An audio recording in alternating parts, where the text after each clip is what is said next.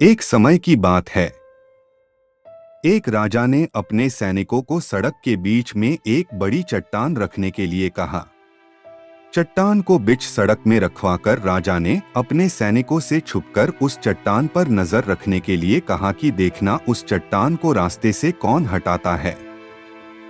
लोग उस जगह पर आते रहे और जाते रहे, लेकिन किसी ने भी उस चट्टान को रास्ते से हटाने की कोशिश नहीं की। उस चट्टान के पास से लोगों के गुजरने वालों में राजा के कुछ करीबी लोग भी थे और शहर के बड़े व्यापारी भी शामिल थे, और उनमें से कुछ लोग तो राजा को ही कोसने लगते थे कि क्या राजा इस चट्टान को भी रास्ते से नहीं हटवा सकता।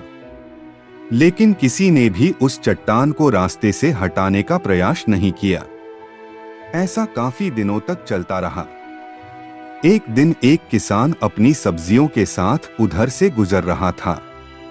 उसने चट्टान को रास्ते में पड़े देखा और सोचा कि सबको इस चट्टान की वजह से कितनी तकलीफ हो रही है।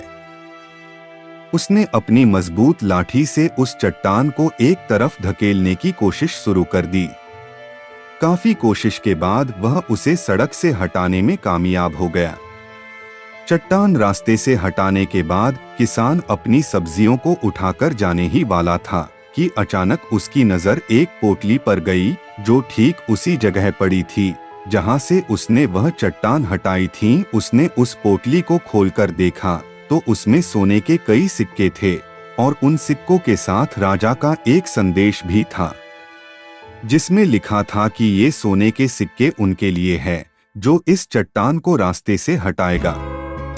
दोस्तों, बिल्कुल ठीक इसी तरह हम सबके जीवन में भी कई परेशानियां आती है। कुछ लोग उन परेशानियों से बचकर निकल जाते हैं और कुछ लोग रास्ता बदल देते हैं और चंद लोग ठान लेते हैं उन परेशानियों का हल निकाल लेने की, और ऐसे ही लोग मुश्किलों में संभावनाएं और संभावनाओं में छिपे अवसर को खोज लेते हैं।